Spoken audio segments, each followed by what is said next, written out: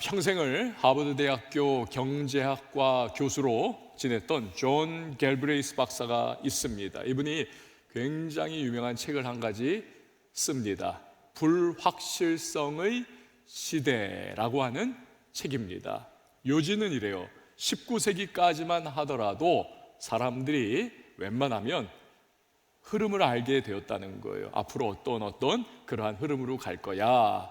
그러나 현대사회에 들어서면서부터 그 모든 예측이 다 깨져버렸다는 겁니다. 너무나 불확실성의 시대로 진입을 했다는 거예요. 모든 것이. 여러분, 그의 말처럼 지금 세상은 돌아가는 것이 굉장히 불확실합니다. 어제 뉴스 보신 분들, 여러분, 금값이 10%가 하루 사이에 폭락을 해버렸습니다. 금값이 지금 막 하늘 높은 줄 모르고 막 고공행진을 했잖아요. 5,000달러를 넘고 막 했었는데 하루 사이에 미국에서 연준 의장을 새로운 분으로 딱 지명을 하면서 이제 금값 10% 폭락입니다. 은값은 더합니다.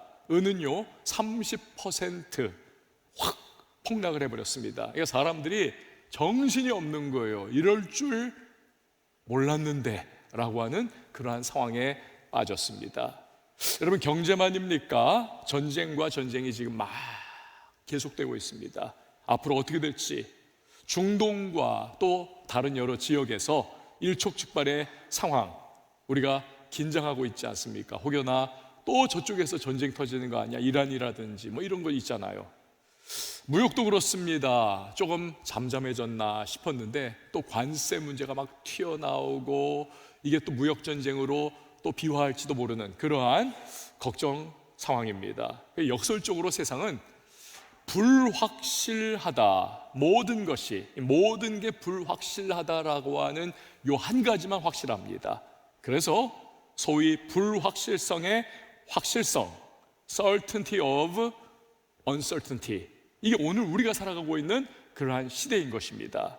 여러분, 그러므로 요즘에 여기 있는 분들 중에서 좀 잘 나간다, 내가 요즘에 좀 뭔가 잘 되고 있다, 여러분 괜찮다, 안심하지 마세요. 언제 어떻게 막 요동치고 뒤집어질지 모릅니다. 그래서 어쩌면 우리의 지혜는 뭐냐면 미리 놀랄 준비를 하고 있는 것이 우리의 지혜일지도 몰라요. 왜? 갑자기 치고 들어오는 변수가 너무 많거든요. 그래서 놀랄 준비를 하면 덜 놀랍니다. 평상심을 유지를 어느 정도 할 수가 있는 것이죠. 자, 그런데 여기 한 가지, 비록 우리가 살아가는 이 세상이 불확실성이 가득한 그러한 인생길이지만 여러분, 확실한 승리의 비결이 있습니다. 오늘 우리 읽은 성경이 그것을 우리에게 알려줍니다. 자, 우리 한번 1절 말씀 같이 읽어보도록 하겠습니다. 1절 시작. 여호와를 경외하며 그의 길을 걷는 자마다 복이 있도다. 아멘. 너무 중요해요. 다시 한번 읽어보도록 하겠습니다. 1절 시작. 여호와를 경외하며 그의 길을 걷는 자마다 복이 있도다. 아멘. 그러니까 하나님을 경외할 때에 불확실성 가득한 인생이지만 확실한 복, 즉 승리를 얻을 수가 있다는 것입니다. 1절에서만 말하면 그런가 하는데 4절에서도 또 재차 강조를 해요. 같이 한번 읽어봅니다. 4절 시작. 여호와를 경외하는 자는 이같이 복을 얻으리로다. 아멘. 여러분, 하나님은 창조주 아니십니까? 그분은 전능하신 하나님이십니다. 그런 분 절대자가 이거야 그러면 그걸로 끝인 겁니다. 더 말할 필요가 없는 거예요. 그런데 그런 하나님께서 두 번이나 이 짧은 6절로 이루어진 시편에서 두 번이나 여호와를 경외하는 자, 그 사람 복되다. 여러분, 이건요 완전 분명하다는 것을 우리에게 아주 그냥 각인을 시키기 위한 하나님의 마음이 거기 담겨 있는 것입니다. 자, 그러면 대체 하나님을 경외한다는 것은 무엇일까요? 여러분, 어떻게 하나님을 우리가 경외할 수가 있을까요? 이 하나님을 경외한다라고 하는 그 경외하다라고 하는 이 단어는 히브리어로 야레라고 하는 단어입니다. 야레. 이건 영어로 하면 fear이라고 하는 우리에게 익숙한 단어입니다. fear God, 하나님을 두려워한다. 근데 이 하나님을 두려워한다, 야레, fear, 이거는요, 우리가 사람을 향하여 가지는 감정과는 질적 차원을 가지고 있습니다. 우리가 깡패를 만나면 두려워합니다. 조폭 집단을 만나면 위축받습니다. 어떠한 무서운 상황을 만나면 우린 두려워합니다. 하나님에 대한 두려움은 그게 아니에요. 하나님에 대한 두려움은 그 전능자에 대한 너무나 위대하시고 크시고 범접할 수 없는 거룩함과 완전함을 가지고 있는 그분이기 때문에 우리가 옷깃이 여미어진다는 것을 의미하는 겁니다. 옷깃이 여미어진다.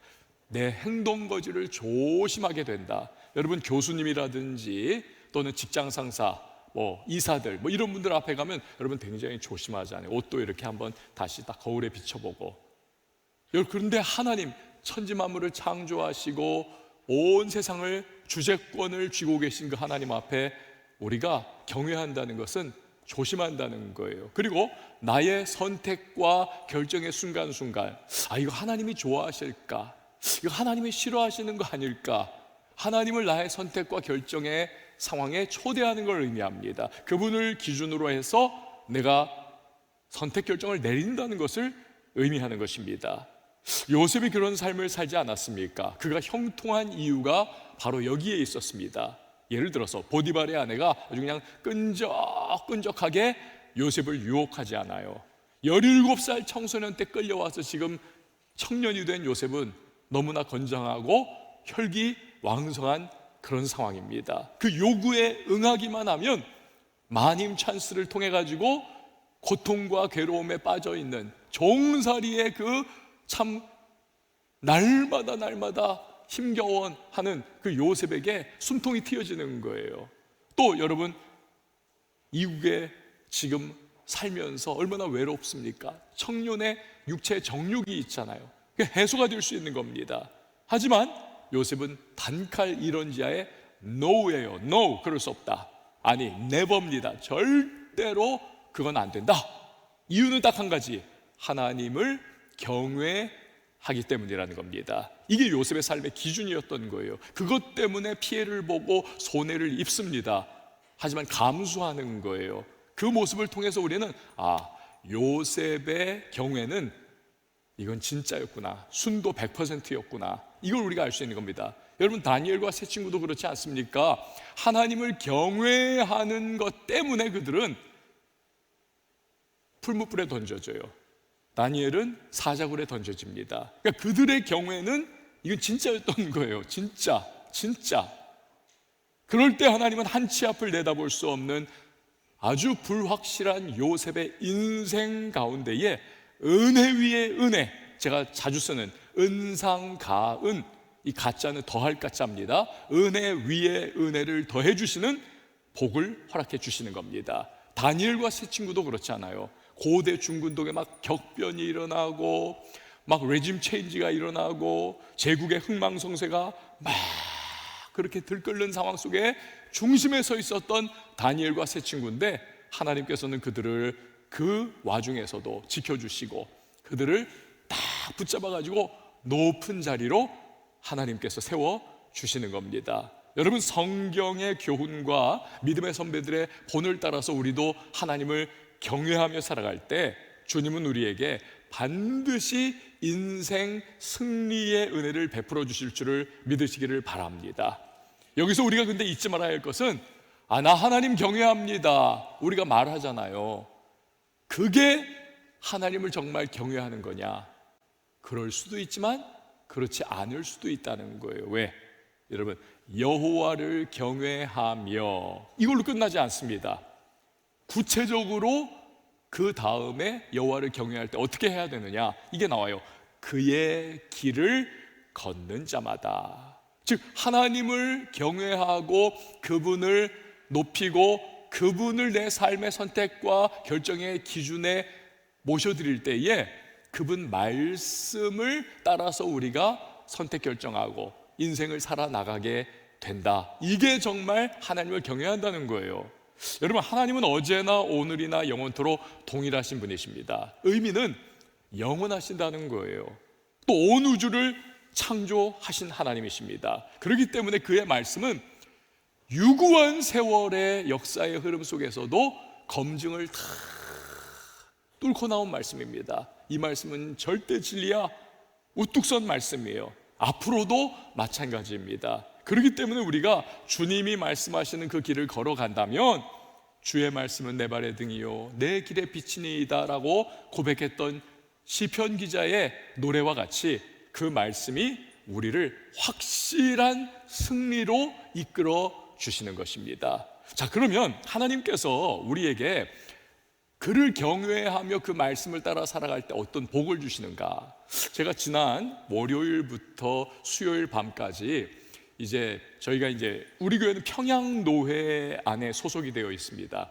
그리고 그 노회 임원들이 일본에서 수련회를 했었어요. 그러니까 일본에 갔으니까 뭐 이런저런 회의도 하고 하다가 일본 얘기도 나오고 또 들은 것도 있고 그렇지 않겠습니까? 근데 그 나왔던 이야기 중에 하나예요. 임진왜란 때에 조선의 도공들이 여러분 몇 명 정도 일본으로 잡혀갔는 줄 아십니까? 약 17,000명 정도, 그러니까 거의 싹쓸이를 해간 거예요. 그 당시에 일본은요, 그 영주들, 다이묘들 사이에 그 다도가 굉장히 인기가 있었습니다. 차를 마시면서 뭐 하여튼 논하고 서로 간에 교제하는 그 다도가 굉장히. 근데 문제는 뭐냐면 그 일본의 도공들이 도자기를 만들고 찻잔을 만들고 뭐 그런 것이 너무 조악하더라는 거예요. 수준이 많이 떨어져요. 그에 반면에 가지고 조선의 도공이 만든 찻잔, 그릇, 뭐 이런 백자 이런 것들은요 수준이 이거 뭐 10점 만점에 10점인 거예요. 너무너무 질적으로 비교 불가해요. 오죽했으면 그 조선의 도공이 만든 컵 또는 뭐 백자 이런 거 하나 값이 얼마인 줄 아세요? 다이묘들, 일본의 영주들이 가지고 있는 성 한 채 값이었습니다. 여러분 잘 안 와닿죠? 여러분이 지금 살고 있는 뭐 아파트 또는 여러분의 집 그 한 채 값이라는 거예요. 좀 감이 오세요? 저하고 좀 같이 있는 거예요 지금? 그러니까 이 조선의 도공들의 그 하여튼 그 도자기 만드는 그 기술을 어마어마했던 거예요.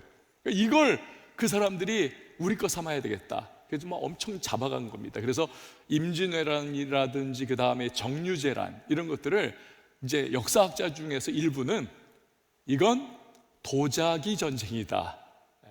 하도 그것들 잡아가 가지고는 자기 나라의 도자기 기법을 발전을 시켰기 때문에 이건 도자기 전쟁이었다. 그렇게 해석을 하는 일부분의 사학자들도 없지 않아 있습니다. 자, 어쨌든 17,000명에 이르는 조선의 이 도공들을 잡아간 거예요. 그런데 그 다이묘, 그 영주 중에 일본 사람 나베시마라고 하는 사람이 있었습니다. 이 영주인데 이 사람이 자기가 탁 잡아온 그 조선의 도공들을 하여튼 일주일 동안을 의리의리하게 대접을 합니다. 최선을 다해가지고 자기가 대접받는 거 이상으로. 이 조선 도공들은요, 이건 완전히 죽었다 깨나는 그런 경험을 하는 거예요. 아니, 조선에 있을 때는 여러분 조선은 유교의 나라 아니었습니까? 그러니까 선비라든지 유학자라든지 뭐 이런 사람들이 대접을 받고 기술자라든지 농사꾼이라든지 도공이라든지 이런 사람들은 완전히 상놈 취급을 받고 있는, 그렇게 자기들이 참 하대를 받고 있던 그런 열악한 삶을 살다가 일본에 잡혀왔어요. 포로로. 그런데 웬일입니까? 이건 완전히 임금님 대접받듯이 막 일주일 동안 그렇게 막 하니까 완전히 기절초풍할 노릇이죠. 근데 일주일 딱 지나고 나서 이 나베시마 영주가 이 조선의 도공들한테 선택을 하라는 겁니다. 너희가 지금처럼 의리의리하게 왕처럼 대접받는 것을 평생 하고 싶으냐, 아니면 너희 조선에 있을 때처럼 너희들 상놈처럼 이곳에서 그렇게 인신매매 당해가지고는 그냥 죽는 게 사는 것보다 나은 그런 삶을 너희 살아가고 싶으냐, 여러분 어떻게 선택하겠어요? 당연히 여러분, 당연히 내가 정말 잘 대접받고 싶은 거죠. 그래가지고는 자기들의 비법을 다 풀어놓은 거예요. 일본에다가 일본의 그 도공들한테. 그러면서 일본의 그 도자기 기법이 쭉 일취월장 단시간 내에 이게 발전을 한 겁니다. 그러다가 1872년도에 파리에서 만국 박람회가 열립니다. 근데 여기에 이제 그 일본의 도자기가 쫙 대거 이게 전시가 돼요. 이 유럽인들이요 열광을 합니다. 완전히 매료가 됩니다. 세상에. 우리도 도자기 잘 만들지만 아니죠. 동양에 일본이라고 하는 곳에서 사무라이들의 나라인데 거기에서 도자기가 이렇게 참 오색창연하고 이렇게 세밀하고 이렇게 근사하고 이 그림과 기법과 그 도자기 구운 게 너무너무 섬세하다. 막 열광을 하면서 그 당시에 그 유럽의 귀족들이요 엄청난 돈을 쾌척을 해가지고 이 도자기들을 구입을 하는 겁니다. 그 당시에는 이 구입을 하려면 1년 걸렸어요. 주문을 넣고 그냥 선불로 무조건 넣어야 되는 거예요. 신용으로 크레딧으로 그냥 무조건 그 돈을 다 내고 그냥 하염없이 기다리는 거예요. 그러면 6개월 걸려가지고 그거 만들어가지고 배에 선적하면 6개월 걸려가지고 유럽으로 오는 겁니다. 1년을 기다리는 거예요. 그래도 거기 열광을 하는 겁니다. 이 유럽에 막 일본의 도자기가 쫙 퍼져가는 거예요. 그러면서 일본이 그때 어마어마한 부를 창출을 하고 보너스로 유럽의 일본 대단한 나라구나 이 각인이 됩니다. 심지어는요 우리 잘 아는 미술가 빈센트 반 고호라든지 모네 같은 그러한 화가들이 일본풍 정원, 일본풍 그림 여기에 완전히 빠져버려요. 완전히. 그래서 좀 영향을 받습니다. 자, 여러분 왜 이 이야기를 드렸는가? 사람이 여러분 허탈할 때가 언제입니까? 내가 정말 죽기 살기로 열심히 일을 했어요.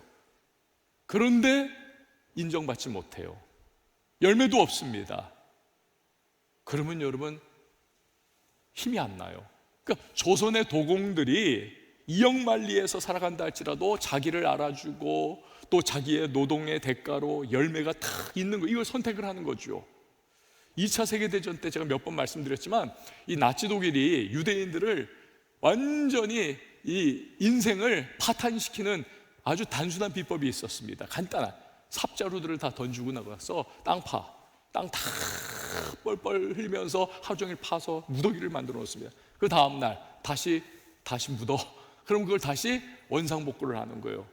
그 다음날 또 무더기를 만들어 놓고 그 다음날 또 원상복귀해. 이걸 무한 반복을 하는 겁니다. 그러다 보면요 이 유대인들이요 정신적으로 파탄이 나고 정신 착란이 생기더라는 거예요. 왜 그렇습니까? 수고했다, 애썼다 이런 말 한마디 없습니다.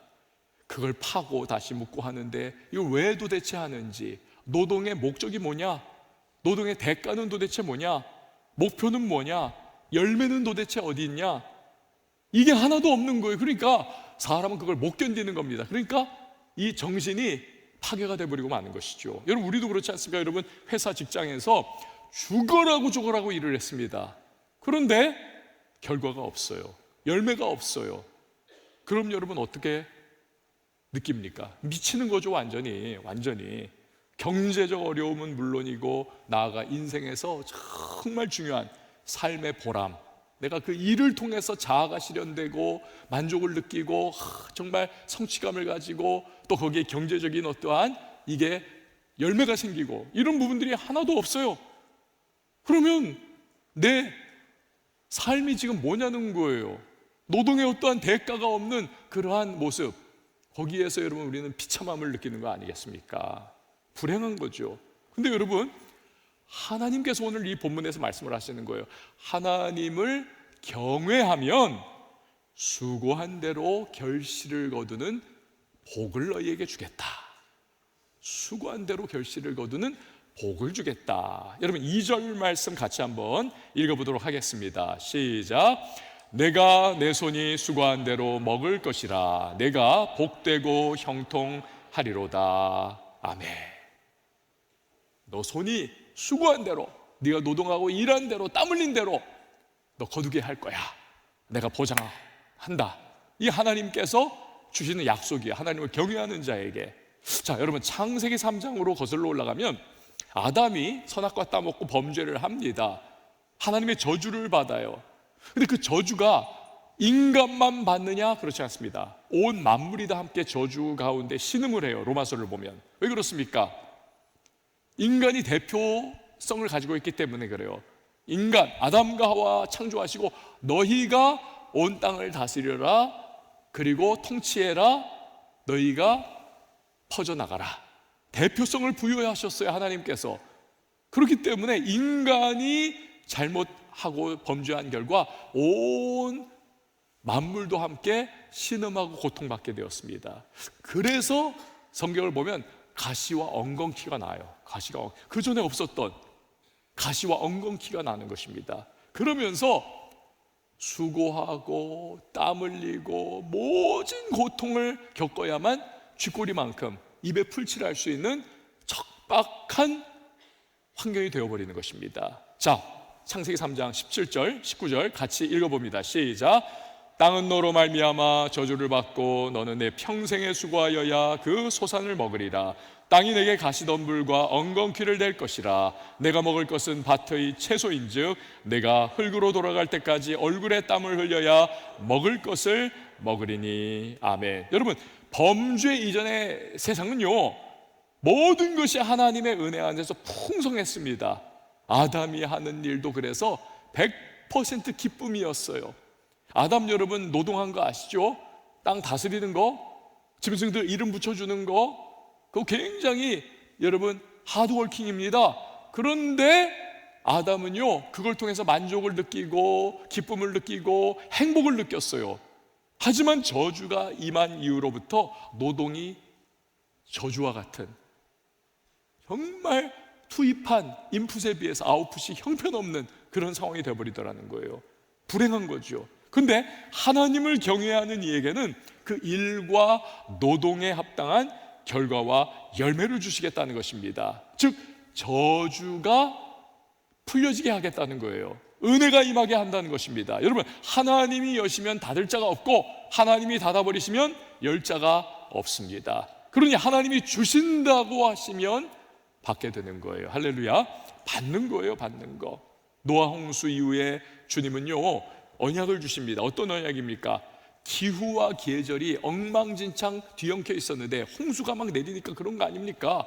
그런데 그 기후와 계절의 변화를 하나님이 질서 있게 다시 만들어 줄게 라고 하나님이 그 기후와 계절에 묶였던 저주를 풀어주십니다. 그걸 언약으로 주세요. 그 언약대로 사계절이 이제 돌아가지 않습니까? 봄이 오면 이제 여름이 오고, 여름이 오면 가을이 오고, 가을이 오고 나서는 이제 우리와 같이 겨울이 오는 이 사계절의 추이가 계속 하나님의 질서를 따라서, 언약을 따라서 흘러가게 되는 것입니다. 여러분, 그와 같이 수고한 대로 결실 맺게 해주겠다라고 하시는 그 하나님의 약속의 말씀도 반드시 우리의 삶에 이루어질 줄 믿으시기를 바랍니다. 이 중에서 여러분 그런 생각하시는 분이 계실지 몰라요. 와, 왜 나는 수고했는데도 이렇게 결실이 없을까? 여러분 그런 생각하십니까? 자꾸 다른 데서 여러분 해답을 찾으려고 하지 마세요. 하나님을 경외하면서 그의 길을 한번 또박또박 걸어가 보세요. 주님 말씀하신 것처럼 온전한 11조를 주님 앞에 주님이 나의 삶의 주인이십니다, 주관자이십니다라고 하는 그 믿음의 고백 가운데 드려보시고, 좀 손해보는 것 같아도 하나님 말씀 따라서 선택과 결정에 주님 말씀 기준으로 여러분 한번 내려보시고, 또 최선 다해서 주님이 놓아두신 그 삶의 현장 속에서 열심히 한번 여러분 일해보십시오. 그러면 여러분 언약에 신실하신 하나님께서 반드시 수고한 대로 결실을 거두는 은혜와 축복을 주실 줄을 믿으시기를 바랍니다. 자, 하나님을 경외할 때 주시는 복이 또 한 가지가 있습니다. 3절 말씀 우리 같이 한번 읽어보시죠. 시작. 내 집 안방에 있는 내 아내는 결실한 포도나무 같으며 내 식탁에 둘러앉은 자식들은 어린 감람나무 같으리로다. 아멘. 지금 벌써 이 가정, 자녀 이런 거 나오니까 지금 정신이 딴 데로 막 흩어지려는 분들이 계시는데, 여러분 한번 다시 한번 모아보세요. 모일지어다. 모여야 돼. 자꾸 흩어지면 안 돼. 여러분, 결실한 포도나무 같은 그 아내를 통해 가지고 이제 그 가정에 자녀들이 태어난 거예요. 그런데 그 자녀들이 지금 어떤 상황이냐? 어린 감람나무 같다는 거예요. 그러니까 아직 열매 없다는 거예요. 아직 열매 없더라. 어린 감람나무여서. 하지만 여러분, 감람나무 어린 것이 나중에 시간 가고 또 이제 세월의 연륜 속에 어떻게 됩니까? 풍성한 열매 맺는 감람나무. 여러분이 지금 보시는 거죠. 청포도가 아닙니다. 저거 올리브나무예요. 감람나무. 올리브 열매가 지금 막 가득 맺히지 않았습니까? 그러면 저거를 따가지고 착즙을 하잖아요. 그럼 올리브유가 엑스트라 버진 뭐 이런 것들이 딱 이제 쫙 나오면서 그걸 그냥 가득 만들어가지고는 마시기도 하고 먹기도 하고 또 몸에 바르기도 하고 상처에 치유하는 그런 약용으로 쓰기도 하고 저걸 또 장에 내다 팔아가지고 돈을 벌기도 하고 많은 올리브유를 짜낼 수 있는 거예요. 그러니까 먹고 바르고 등등등. 그러니까 자식들이 앞으로 그렇게 될 거다. 여러분, 이건 도대체 무슨 말입니까? 여기 결혼하는 사람이 태반인데 이게 도대체 오늘 우리를 살아가고 있는 지금 내 나이에 우리에게 이게 무슨 상관이냐는 거예요. 상관이 있어요, 여러분.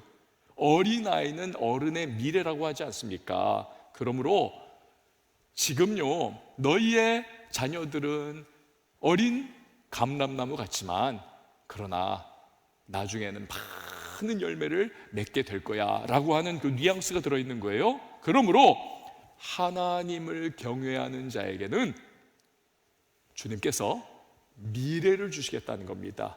미래를 주신다. 미래가 있는 인생 되게 해주신다. 여러분, 예레미야 29장 11절에서도 그걸 말씀하세요. 같이 한번 읽어봅니다. 시작. 여호와의 말씀이니라. 너희를 향한 나의 생각을 내가 아나니 평안이요 재앙이 아니니라. 너희에게 미래와 희망을 주는 것이니라. 아멘. 여러분, 하나님의 우리를 향한 계획과 생각은 평안이고 재앙이 아닌데 좋은 건데 어떤 거라고요? 미래를 주는 거, 희망을 주는 거. 할렐루야. 미래를 주기를 원하신다는 거예요. 여러분, 이런 찬양 있잖아요. 내일 일은 난 몰라요, 장래일도 몰라요. 이게 여러분 오늘을 살아가는 불확실성 속에 얹혀있는 우리의 모습 아닙니까? 내일 일은 몰라요. 무슨 일이 터질지, 어떻게 내 삶이 그냥 막 급전직하할지 또 올라갈지 막 몰라요. 롤러코스터 타는 것처럼. 그런데 우리가요, 한 해를 그렇게 참 내일 일 모르는 불확실성의 시간들을 보내지만 한 해 다 마치고 나면 늘 매년 12월 31일 송구영신 예배 때 부르는 찬송이 하나가 있습니다. 지금까지 지내온 것 주의 크신 은혜라. 한이 없는 주의 사랑 어찌, 지금 남의 편 같은데, 말하랴. 자나깨 나 주의 손이 항상 살펴주시고 모든 일을 주 안에서 형통하게 하시네.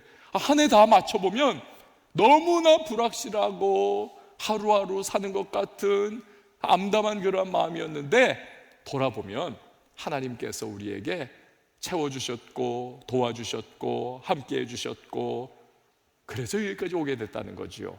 여러분, 이처럼 우리의 미래는 하나님께 달려 있는 것입니다. 할렐루야. 여러분, 인생 초행길입니다. 두 번 사는 사람 없어요. 앞에 뭐 있을지 모릅니다.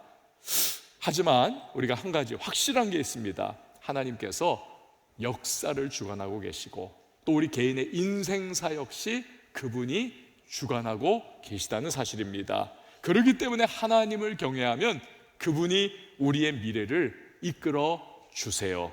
근데 어떻게 이끌어 주시는가? 여러분, 하나님은 선하신 하나님이십니다. 은혜와 자비가 무한하신 하나님이시고요, 그분은 긍휼이 풍성하신 하나님이십니다. 우리가 인생 살아갈 때에 하나님께서 시험을 우리 피할 수 있도록 은혜를 베풀어 주시고 시험 당할 즈음에 또 피할 길도 열어주시는, 시험을 극복할 수 있도록 도우시는 하나님이십니다. 결국에는 모든 것이 합력하여 선을 이루어 가게 하시는 좋으신 하나님이신 줄 믿으시길 바랍니다.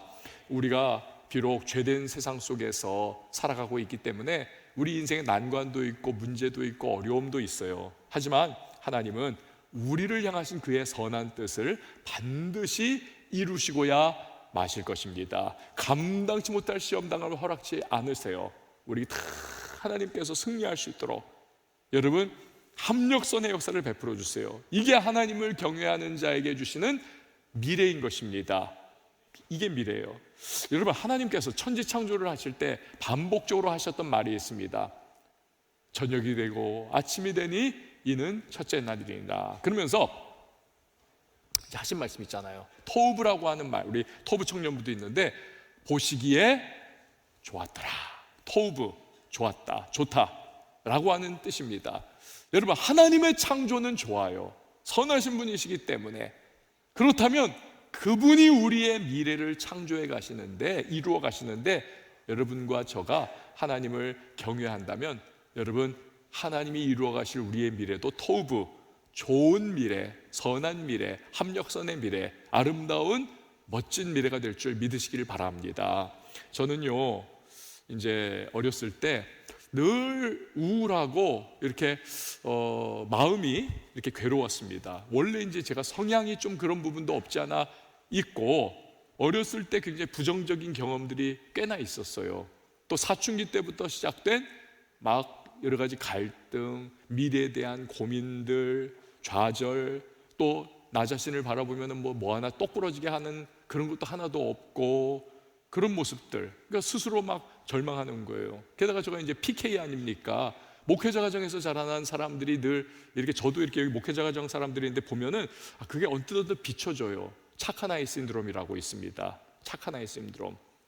그래가지고 착한 아이처럼 이렇게 하려다 보니까 자기는 정말 속에 막 어떠한 그런 욕망도 있고 욕구도 있는데 그걸 막 눌러대면서 착한 아이 신드롬에 막 힘겨워하는 그런 모습, 이게 막 버무려지고 막 그러다 보니까 막 그냥 너무나 암울하고 너무나 암담한 거예요. 미래가 그 색깔로, 그 당시를 색깔로 치면 잿빛, 아주 그냥 회색, 그것으로 규정을 내리는 게 맞을 것 같아요. 그래서 제가 늘 바라는 게, 참 죄송하지만 주님 좀 빨리 좀 데려가 주세요. 빨리 좀 데려가 주세요. 이게 하여튼 제 마음속에 있었던 그런 소원 중에 하나였습니다. 빨리 좀 데려가 주세요. 근데요 제가 청년기 때 어느 한순간에 주님을 딱 제대로 만나고 나서부터 모든 것이 달라졌어요. 잿빛에서부터 청천연색으로 바뀌기 시작했어요. 진리가 너희를 자유케 하리라는 말씀처럼 그 구원의 감격이 막 밀려오는데 자유해지더라고요. 마치 날아갈 것 같은, 천지개벽할 만한 막 기쁨이 제 마음에 이렇게 막 엄습을 하는 거예요. 엄습을 막 제가 오죽하면 춤췄다니까요. 그뿐 아닙니다. 살아가면서 보니까 하나님께서 막 좋은 만남들을 붙여주시는 거예요. 좋은 아내를 만났죠. 한 점 따고 그리고 오늘 보여줘야 돼, 이 영상을. 그리고 또 하여튼 좋은 교회를 만났고 좋은 여러분 같은 또 성도님들하고 함께 신앙생활을 하고 또 제 주변에 하나님께서 좋은 지인들을 이렇게 또 만날 수 있는 그런 은혜를 베풀어 주셨습니다. 이게 얼마나 감사한지 몰라요. 그래서 살아보니까 저는 과거에는 미래가 암담하고 미래가 암울하다 그렇게 섣불리 규정을 내렸었는데 이게 살아보니까, 지금 와보니까 그게 아닌 거예요. 여러분, 미래는요 정말 멋진 거였습니다. 정말 감사한 거였어요. 그래서 이제는 확신을 하고 있습니다. 앞으로 살 날, 앞으로의 미래도 반드시 하나님은 복된 미래를 주실 거야. 은혜를 주실 거야. 좀 어렵고 힘겹고 이해하지 못하는 그런 현실들이 다가와서 괴로워하는 일들도 없지 않아 있지만, 그러나 합력하여 선을 이루고 나중에 총체적으로 보면 참 귀중한 하나님의 은혜가 있는 미래는 멋진 미래가 될 거야. 이걸 확신하게 되는 겁니다. 사랑하는 여러분, 앞으로 내가 뭐 먹고 살지, 정말 사람답게 앞으로 살 수 있을까? 내 인생 어떻게 되는 걸까? 여러분 이렇게 고민하십니까? 괴로워하십니까? 두렵고 걱정되십니까? 걱정하지 마세요. 염려하지 마세요. 여러분 그럴 시간에 그 고민하세요. 어떻게 하면 내가 하나님을 경외하며 살아갈 수 있을까? 어떻게 하면 하나님이 기뻐하시는 내가 선택과 결정을 내릴 수가 있을까? 그리고 그 길을 걸어가세요. 그러면 주님이 반드시 책임져 주시고 은혜를 베풀어 주시고 선한 길로 인도해 주셔서 여러분 복된 미래를 살아갈 수 있도록 주님이 역사해 주시는 것입니다. 그리고 마지막으로 한 가지 놓치지 말아야 할 것이 있습니다. 자, 5절에서 6절 말씀 우리 같이 한번 읽어보시죠. 시작. 여호와께서 시온에서 내게 복을 주실지어다. 너는 평생에 예루살렘의 번영을 보며 내 자식의 자식을 볼지어다. 이스라엘에게 평강이 있을지로다. 아멘. 어디서 복 주신다고요? 시온에서. 영어로 자이온. 시온에서 복 주신다는 거예요. 뭐 저기 그 매트릭스 그런 데 보면 뭐 시온, 자이온 뭐 이런 거 나오지 않습니까? 그거 아니고 그 시온이 뭐냐면 좁은 의미로는요 예루살렘에 있는 요새를 의미하는 겁니다. 다윗성을 의미하는 거예요. 쳐들어갈 수 없는 안전지대. 그리고 이 넓은 의미로는 예루살렘 자체를 의미하는 거예요. 예루살렘에서 하나님께서 복을 주신다. 자, 예루살렘이 무슨 지형 지질학적으로 무슨 뭐 엄청난 그러한 그런 곳이냐, 엘도라도 같은 그런 곳이냐? 그래서가 아닙니다. 예루살렘은 그 하나의 특징적인 요소 때문에 복된 장소예요. 왜? 하나님의 임재가 있는 곳, 하나님이 거하시는 곳, 성전 때문에 그렇습니다. 성전이 있는 곳이 예루살렘이기 때문에 그곳에 하나님이 임재하시고 하나님이 거하시고 그곳은 구원의 장소이고 그래서 시온이 복되다는 거예요. 예루살렘이. 여러분, 오늘날 하나님이 거하시고 하나님이 임재하시고 하나님께서 구원의 놀라운 역사를 베풀어 일으켜 주시는 곳이 어디입니까? 그래요, 교회인 겁니다. 오늘의 예루살렘, 오늘의 시온은 교회인 거예요. 그래서 여러분, 하나님은 교회를 통해서 그를 경외하는 자에게 복을 베풀어 주시는 것입니다. 이 이미지를 우리가 에스겔서를 통해서 우리가 잘 알 수가 있습니다. 에스겔이 환상 보잖아요. 근데 그 환상에 뭐가 나옵니까? 보니까 성전에서 생명수가 탁 터져가지고 흘러나가는데 그 생명수가 쫙 흘러가면서 발목을 덮어요. 조금 있다 보니까 무릎을 덮어요. 조금 있다 보니까 허리를 덮어요. 조금 있다 보니까 키를 덮어가지고 헤엄쳐야만 할 그러한 생명수가 막 굽이굽이 흘러나가는 거예요. 그러면서 그 생명수에 막 그냥 물고기들이 그냥 물반 고기반 퍼덕퍼덕거리고 있고, 그러니까 어부들이 그냥 이걸 그냥 잡으려고 막 그물질을 하고 있고, 그 생명수 강가 흘러가는 좌우에는 그 물을 그냥 쭉 빨아들이면서 자라난 그 그냥 막 과일이 가득한 그러한 나무들이 쫙, 그야말로 생명수가 흘러가는 그 성전, 거기로부터 생명이 약동하는 그런 역사가 나타나더라는 거예요. 그리고 여러분, 교회야말로 하나님을 경외하는 성도들의 축복의 전당이다 라는 것입니다. 할렐루야.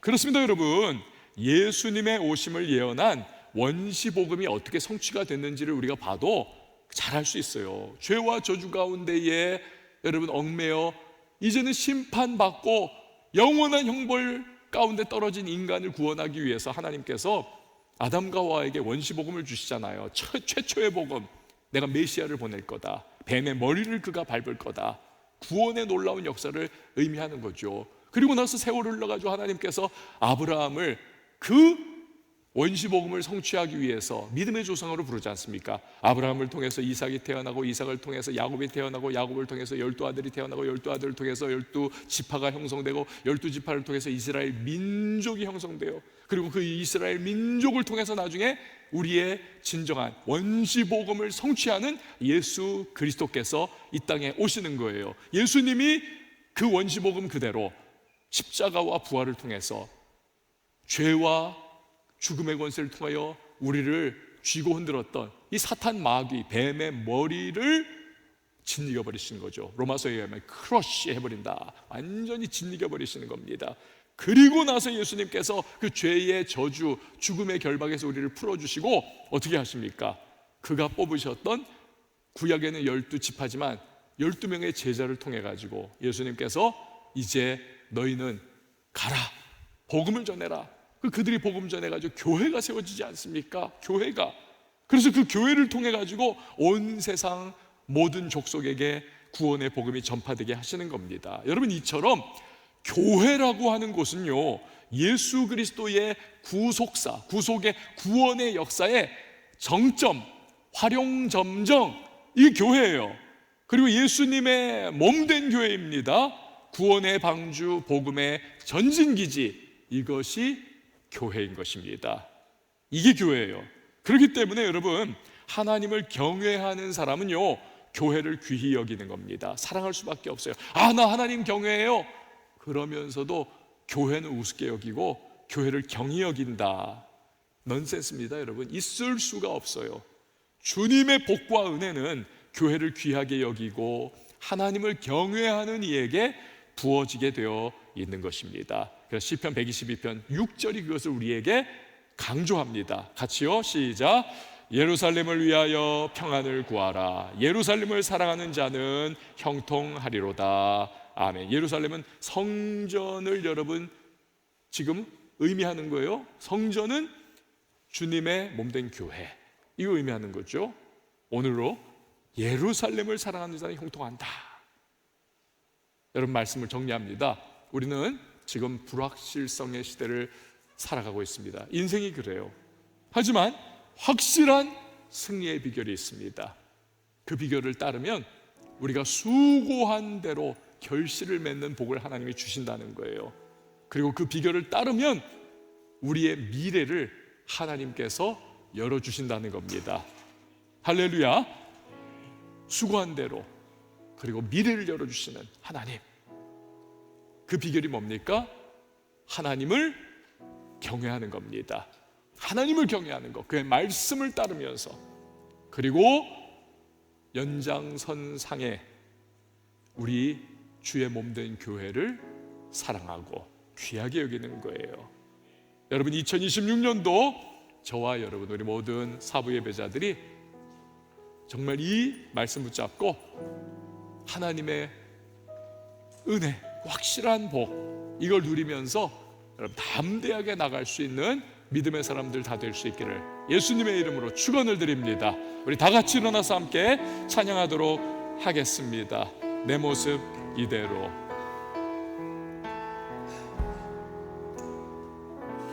내 모습 이대로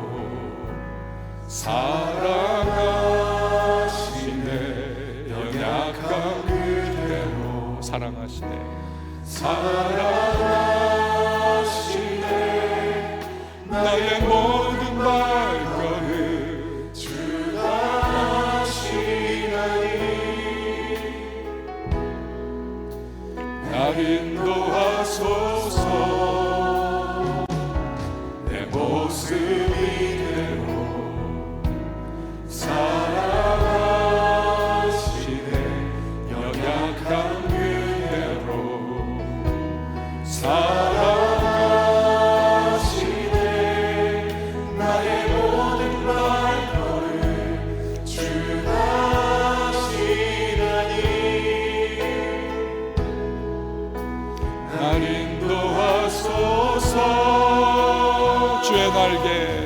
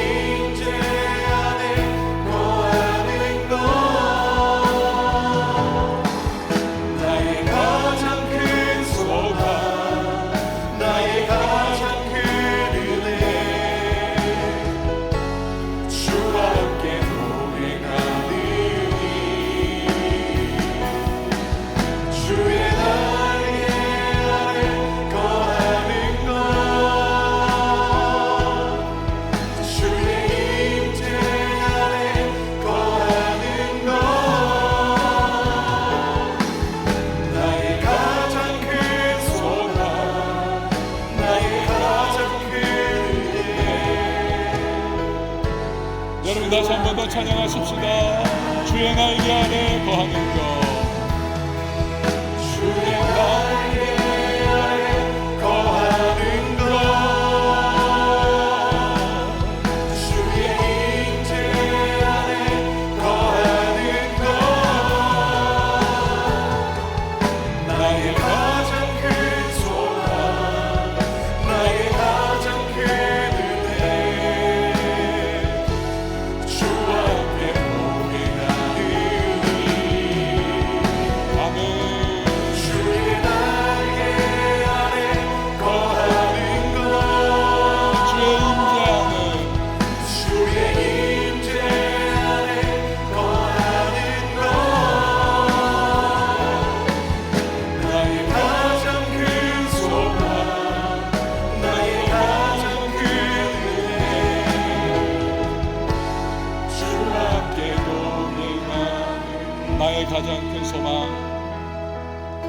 나의 가장 큰 소망, 나의 가장 큰 은혜, 주와 함께 동행하느니. 여러분, 이 시간에 우리 같이 기도했으면 좋겠습니다. 오늘 말씀 가운데 하나님께서 우리에게 거룩한 도전을 하고 계세요. 하나님은 불확실한 인생 살아가는 우리에게 그러나 확실한 승리의 비결을 말씀하셨습니다. 수고한 대로 결실 거두는 복을 누릴 수 있다. 미래가 있는 인생 될 수 있다. 그것은 하나님을 천지만물 창조하시고 역사와 인생사를 주관하시는 창조주 하나님을 경외하는 것이다. 그리고 그 말씀 가운데 걸어가는 것이라 오늘 우리에게 해답을 주십니다. 그 연장선상에서 교회를 귀하게 또한 여기라는 거예요. 여러분, 2026년도에 우리의 선택과 결정에 많은 순간들이 있습니다. 그때 내가 정말 하나님을 경외하면서 Fear God, 하나님을 내가 정말 경외하면서 그렇게 나아갈 것인가, 아니면 세상 방식 또 나의 인간적인 어떠한 판단, 계산에 의하여 내가 선택 결정할 것인가, 이 부분이 우리에게 이제 두 갈래 길이 놓여 있어요. 그래서 우리는 결단해야 합니다. 주님 말씀 주셨기에 이제는 우리가 반응해야 될 때입니다. 주님, 나 하나님 경외하는 한 해가 되게 하여 주시옵소서라고, 성령님 도와달라고 이 시간에 다 같이 주님의 이름 한번 외치고 기도하며 나갑니다. 주여,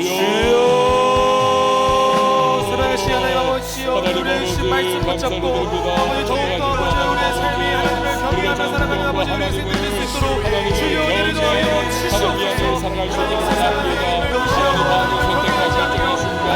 하나님 우리가 인간적인 판단, 생각, 의무를 따라서 우리 그렇게 하나님 하시고 하나님 명하신 하나님 역사의 주관자로 나 인생사에 주장권에 대신 하나님을 경외하고 그 하나님을 하나님 내가 그분의 임재를 하나님 인식하면서 나의 위대한 반격 되신 하나님 앞에 하나님 내가 걸어가게 해주시옵소서. 그의 주가 하나님 기뻐하시고 하나님 마음 흡족하시고 하나님 우리에게 하나님 말씀에 순종하며 아버지 주님의 그 기회를 복받자들 될 수 있도록 하나님 함께하여 주시옵소서. 주님의 동생 교회를 사랑하고 섬기며 하나님 귀하게 굴절하는 우리가 되기를 원합니다. 성령님 우리의 연약함하십니다. 주님 그렇게 동행하여 주시고 인도하시고 그 날개의 우리를 품어주셔서 주님 우리가 주여 정말 인간적인 생각 그런 때마다 하나님 세상에 여러 흘러가는 모습에 우리도 그렇게 눌리고 하나님 우리 그렇게 함께 붙여가려고 하는 그 유혹의 순간순간 다시 한번 깨닫게 하시고 말씀 기억나게 하시고 거룩한 도전 우리의 마음에 하나님 내어주셔서 우리가 진정으로 하나님 말씀 붙잡고 한 걸음만큼 나갈 수 있도록 도와주십시오. 정령이 우리 모든 청년들 또 사업의 대가들이 하나님을 경외하게 하시고 젊을 때에 하나님 모든 것에 만물의 이치 하나님 부르는 것 이제 우리 알게 되었습니다. 주님 분명한 하나님의 약속의 말씀 붙잡고 우리 믿음의 도전을 해나가며 하나님 요셉과 같이 또 안녕과 사친과 같이 때로는 불리하고 손해보는 것 같고 때로는 고통 가운데 있는 것 같다 할지라도 반드시 하나님의 합격선의 역사를 베풀어주시고 은상과 은혜 능력을 베풀어주시는 하나님이라는 사실을 기억하면서 우리 믿음의 마음을 해나갈 수 있는 용기 있고 담대한 결단 있는 주님의 사람들이 다 될 수 있기를 원합니다. 주님 오늘 또한 하는 하나님, 여러 가지 세상의 방법 손댔다 무너지고 힘들어하고 받는 인간이 있을지 모르는데 하나님 다시 회복할 수 있도록 주여 도우시고 인도하여 주셔서 하나님 믿음 가운데 다시 나아가는 그곳에 펴주시고 여러분 이 시간에 다시 한번 기도할 때에 앞에 한 주간이 있습니다. 이 한 주간 삶의 자리자리에서 우리들 믿음으로 나아가게 하시고 혹여나 무너졌던 현장이 있다면 그곳에서 포기하지 말고 다시 한번 일어날 수 있는 힘과 용기를 달라고. 그것은 내 능력 아닙니다. 성령의 두루마리 있고 성령이 주시는 은혜를 따라서 우리 감당할 때만 가능할 터인데 성령으로 말미암아 우리 충만하여서 기름 부음 속에 행할 수 있는 이 한 주간이 되어질 수 있도록 도와달라고. 또 여러분의 이제 나아가야 할 그 자리자리를 축복하시면서 하나님 나로 인해 그것이 복받게 해달라고 선포하세요. 이 시간 주님의 이름 한번 외치고 기도합니다. 주여 하나님 아버지 우리가 새로운 주간에 우리가 살아갑니다. 하나님의 사랑하는 모든 우리 삶 속에서 하나님께서 우리가 동행하여 주시고 직장과 사업과 가정 속에서 살아가는 우리 모든 삶의 가운데 하나님께서 우리와 함께 해주시고 동행하게 하여 주시옵소서. 성령 충만한 삶을 살아가기를 소망합니다. 각자의 삶 속에서 날마다 승리하며 아버지 주의 복을 붙잡고 아버지 복을 전파하며 살아가는 아버지 우리 인생들이 될 수 있도록 하나님께서 함께하여 주시옵소서. 그래야 아버지 우리 각자의 삶 속에서 하나님의 나라를 경험하며 하나님의 나라 확장을 위하여 귀하게 쓰임받는 우리 모든 자녀들의 삶이 될 수 있도록 주여 은혜를 더하여 주시옵소서. 하나님 우리 한사람한 사람을 지켜서 붙잡아 주시고 아버지 우리가 세상 속으로 우리가 나아가 방송하며 나아갑니다. 주여 은혜를 더하여 시간 끼워주소. 내 힘과 내 능력으로 살아가는 삶이 아니라 하나님께서 주시는 그 힘과 능력과 은사 가지고 살아갈 수 있도록 주여 붙잡아 주시옵소서. 그래야 날마다 아버지 성령 충만함과 날마다 우리가 승리하는 인생을 살아갈 수 있도록 주여 은혜를 더하여 주시옵소서. 하나님 아버지 우리 청년들의 삶을 주님께서 붙잡아 주시고 청년들의 삶을 주님께서 인도하여 주시고 여러분 한 번 더 기도할 때에 이제 이번 주 또 각 청년부의 수련회입니다. 성령으로 말미암아 역사해달라고. 악한 원수 마귀가 또 어떻게 해서든지 성령의 불을 끄기 위해 가지고 도전해 올 터인데 주님 오직 성령으로 승리 돌파해 나갈 수 있도록 역사해달라고 기도하고 준비하는 모든 과정 속에 순적한 은혜를 주께서 베풀어 주셔서 이 수련회 통하여서 정말 주님 만나고 내가 무너졌던 자리에서 회복이 일어나고 나 하나님 앞에서 거룩한 비전을 부여받고 우리 결단하면서 하나님 그렇게 담대히 나갈 수 있는 귀한 역사 우리 각 부서와 온 우리 청년교회에 일어날 수 있도록 도와달라고 우리 마지막으로 한 번 더 주님의 이름 외치고 기도합니다. 주여 사랑하신 하나님 아버지 우리 각 청년부에 아버지 앞으로 다가올 이스라엘 우리 또 청년부 수련회를 위하여 기도합니다. 준비하는 모든 손길들을 주께서 복되게 해주시고 준비하는 모든 손길들에게 한량을 하는 은혜를 도와주시고 그들에게 성령 충만함을 도와주시고 주여 역사를 도와주시고 연기 강만을 허락하여 주셔서 하나님 아버지 아버지로 수련회 준비하는 모든 손길들이 잘 준비될 수 있도록 지어주는 도와여 주시옵소서. 하나님 아버지 수련회 다니는 우리 기도합니다. 아버지 모든 시간들을 주께서 주관해 주시고 모든 일정을 주 앞에 올려드리오니 하나님 아버지 수련회를 통하여서 무엇보다 함께 크신 영광 올려드리게 하시고 아버지 참석하는 우리 모든 청년들이 수련회를 통하여서 다시 가져가는 우리 식구들이 다시 아버지 화를 불붙는 아버지 그 열정에 타오르게 해주시고 이 수련회를 통하여 우리가 더욱더 가까이 나아가 성령 충만함을 기하실 수 있도록 주여 은혜를 더하여 주시옵소서.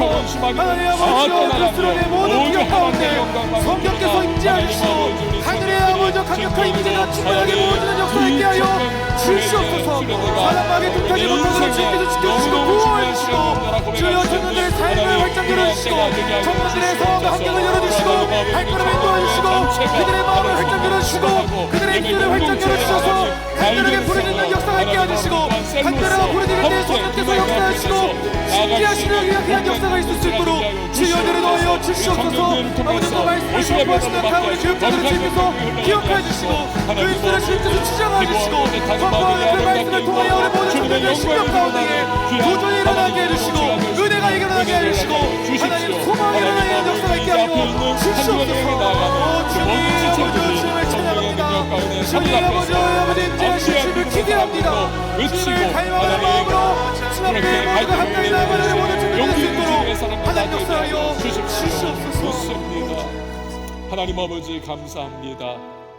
우리에게 수고한 것들이 열매를 맺고 결실을 보게 하는 복과 미래가 열리는 복을 하나님께서 허락해 주신다고, 여호와를 경외하는 자에게, 그 말씀의 길을 걷는 자에게 그리 해 주신다는 오늘 귀한 말씀 주셨습니다.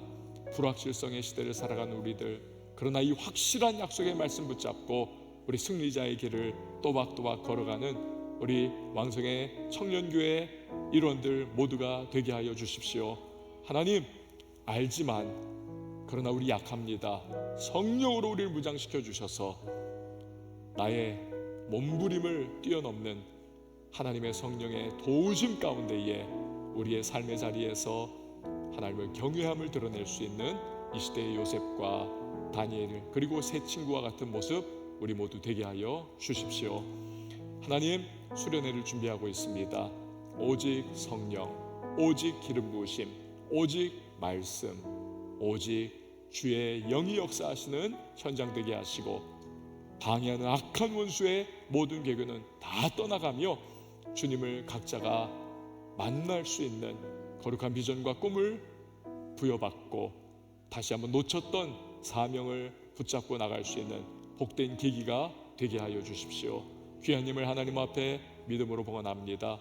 땀과 시간, 인생의 결정체인 예물을 기도와 감사 담아 올려드립니다.